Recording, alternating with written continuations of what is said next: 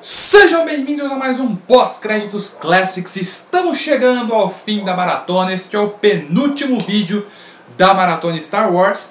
E no vídeo de hoje eu falo sobre o episódio 2, o Ataque dos Clones. Sempre bom avisar você que está acompanhando a maratona Star Wars aqui no Pós-Créditos. Se você é novo no canal e ainda não se inscreveu, se inscreva aqui embaixo. Compartilhe o vídeo com todo mundo para ajudar o canal a crescer. Dê o seu joinha para ajudar este vídeo a se destacar no YouTube. E é claro, comente aqui embaixo, fale o que você achou do Ataque dos Clones, porque eu sempre estou interagindo com todo mundo. E já vamos direto ao assunto, falar sobre o episódio 2. Eu tenho ali minha história com o episódio 2, porque foi a primeira vez que eu vi Star Wars na TV de alguma maneira. E eu lembro que assim, eu tinha 12 anos na época, eu não assisti com 100% de atenção nem nada, né, porque eu tava com sono, dormi em várias partes e tudo, mas eu assisti algumas cenas, achei interessante e fui procurar a saga toda. Então assim, por mais fraco que esse filme seja, eu tenho que confessar aqui que foi ele que me fez ficar interessado em Star Wars e foi ele que me fez procurar os outros filmes. Depois que eu vi o filme ali com atenção, né, aluguei ele, assisti em DVD e tudo, eu gostei. Naquela época, quando eu tinha 12 anos, eu gostei muito desse filme. Porque é diferente do episódio 1, que mesmo naquela época eu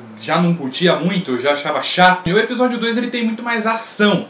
Então esse sim chama muito mais a atenção das crianças do que aquela baboseirada toda que a gente viu na Ameaça Fantasma. Mas é claro que o Ataque dos Clones ele cai na saudosa regra dos 15 anos. Você fica mais velho, percebe que muitos dos filmes que você gostava quando era criança não eram tão bons quanto você lembrava. E no caso de Ataque dos Clones, quando eu revi o filme mais velho, e principalmente quando eu revi agora para fazer o pós-créditos, me deixou bem triste. Assim, o filme ele não é tão ruim e nem tão ofensivo ao legado Star Wars quanto à Ameaça Fantasma. Ele tem algumas ofensas gravíssimas, sim, só que assim, ele não chega a ser um lixo. O Ataque dos Clones ele é só um filme ruim, principalmente pelo roteiro. Cara, o George Lucas, assim, eu falei lá no vídeo do episódio 4 que ele nunca foi um primor como roteirista, ele nunca foi mesmo. Só que nessa nova trilogia, o cara se superou de uma maneira inacreditável. Os diálogos desse filme, e fica ainda pior quando você coloca o Hayden Christensen pra falar esses diálogos. Tudo bem que assim, acho que até o Robert De Niro ia ficar zoado num papel onde ele é obrigado a dizer coisas como isso.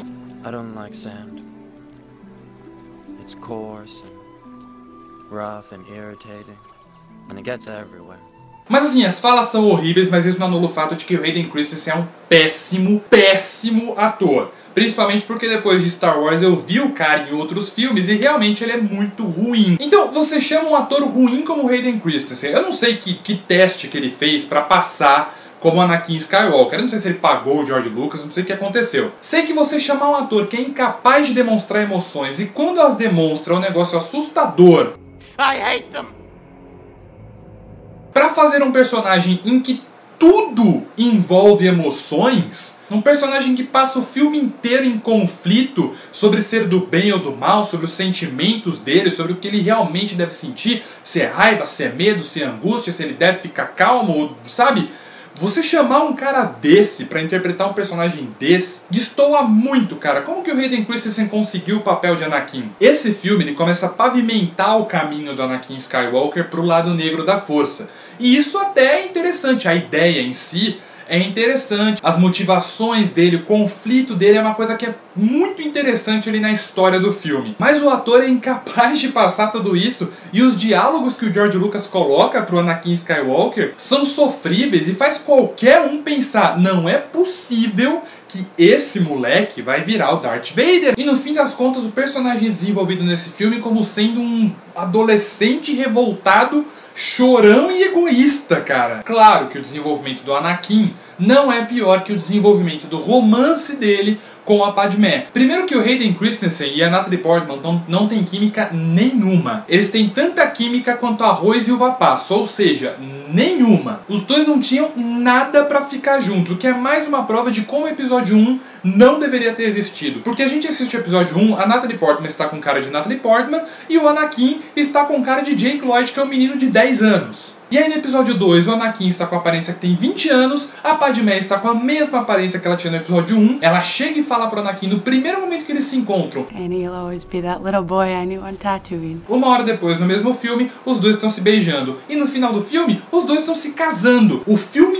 inteiro te desvia do romance. Ele fica olhando com cara de Pedro Bear pra ela, e ela fica falando: para de olhar pra mim desse jeito que você tá me dando medo. E aí, de repente, em Naboo, ele fala que não gosta de areia e ela se apaixona por ele. Pra começar, que tipo de mensagem que esse filme tá querendo passar com esse romance, cara? Depois que em momento nenhum você acredita no romance. E como o filme perde tempo nesse romance, cara, que história chata. Essas duas coisas pra mim, o Anakin e o romance dele com a Padmé, são as duas coisas que mais puxam o filme pra baixo. E o pior, são as duas coisas que mais ganham destaque no filme. Então é um dos principais motivos do filme acabar sendo ruim no fim das contas. Vamos abrir aqui a pequena porteira para os elogios, porque tem algumas coisas bem legais nesse filme, como por exemplo o Ewan McGregor. Ele tá excelente como Obi-Wan Kenobi. Diga de passagem, é uma das melhores, se não for a melhor coisa dessa trilogia. Ele tinha uma responsabilidade imensa de conseguir ser tão bom e conseguir representar o personagem que foi imortalizado pelo Alec Guinness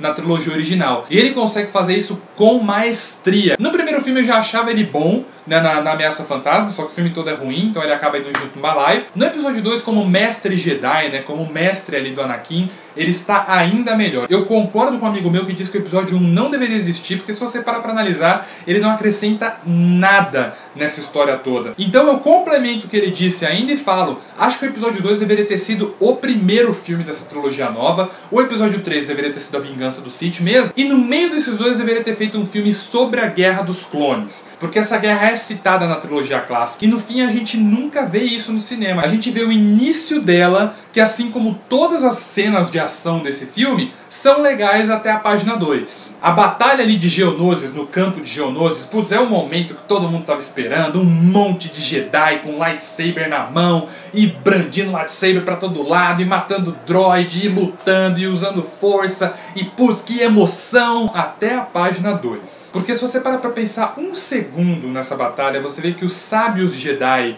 saem correndo igual uns desesperados no meio do campo de batalha e terminam completamente cercados. E aí tem outra grande cena de ação, que foi outro grande momento que muitos fãs aguardaram por anos, né, pra ver, que foi o Yoda em ação. Novamente, legal até a página 2. Porque o Yoda usando o sabre de luz, isso sim, não foi o Jar Jar Binks, isso sim foi feito pra criança. Quando você já conhece o personagem do Yoda, principalmente quando você já viu o episódio 5, deixa de ser tão legal ver ele usando o sabre de luz, porque ele não é um personagem que ele é tão poderoso, mas tão poderoso, que ele só usa a força. Então pra que ele usa uma arma que aparentemente é inferior à capacidade dele? Temos um novo vilão, interpretado por ninguém mais, ninguém menos que Christopher Lee, que consegue impor respeito aí com qualquer personagem, mesmo com personagens subdesenvolvidos igual o Conde Dooku. Mas aí me leva a pergunta, ele fala muito do passado dele nesse filme. Ele tem um baita background. Por que não apresentar o personagem como um dos personagens ali centrais no episódio 1?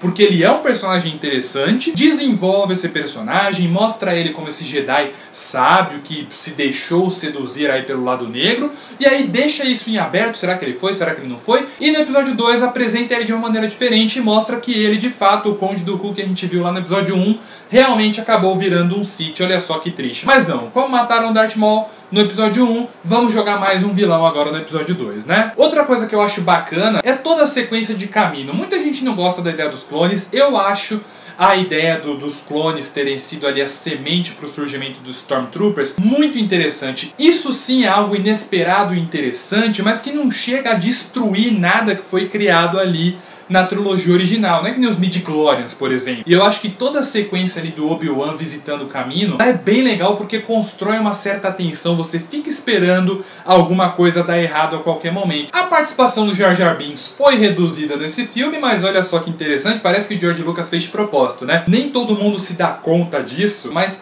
nesse filme a gente descobre que indiretamente, o Jar Jar Binks foi um dos responsáveis pela criação do Império Galáctico. É o Jar Jar Binks que dá a ideia de dar poderes emergenciais para o Supremo Chanceler Palpatine, e é com esses poderes emergenciais que ele instaura o Império Galáctico no episódio 3. Essa eu tenho certeza que o George Lucas fez só de vir. Vocês odiaram o Jar Jar Binks? Então toma essa na cara de vocês. Outra coisa que me incomoda muito nesse filme é como o George Lucas insiste em desmoralizar os Jedi na trilogia moderna. Os Jedi, eles são apresentados como guerreiros sensacionais na trilogia clássica. No episódio 1, os caras da Federação do Comércio ficam lá falando: pô, eu não vou entrar lá com os Jedi, porque os Jedi são isso, os Jedi são aquilo, eles fazem e acontecem. E no episódio 2, o Conselho Jedi, Mestre Yoda incluso, estão lá tomando chazinho, discutindo política com o Mestre Sith Supremo Palpatine. E aí eles dão essa desculpa que o lado negro está deixando nossa visão obscura e nós não conseguimos sentir a força. Cara, na boa, essa desculpa não cola. Como que o Palpatine está fazendo isso? Como que o lado negro consegue deixar a visão do Mestre fucking Yoda obscura? Como exatamente isso acontece? Não sei, simplesmente acontece. Pra que a gente vai explicar isso se a gente tem todo um belo romance da Padmé com o Anakin pra ficar explorando o filme inteiro, não é mesmo?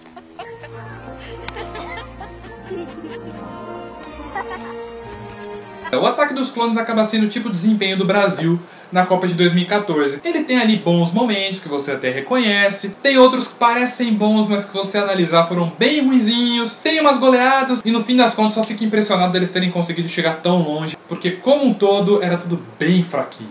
Vocês viveram pra me ver fazendo uma analogia de Star Wars com futebol. Aproveitem muito bem esse vídeo e lembrem dele pra sempre. E este foi mais um Pós-Créditos Classics. Falta um vídeo para terminarmos a maratona de Star Wars. No próximo vídeo eu falo do episódio 3, A Vingança do Sith, que fechou a saga Star Wars por pelo menos 10 anos, até a Disney retomá-la com o episódio 7, que estreia na quinta-feira, daqui a 2 dias, cara. Então, eu vou ficando por aqui, até o próximo vídeo e falou!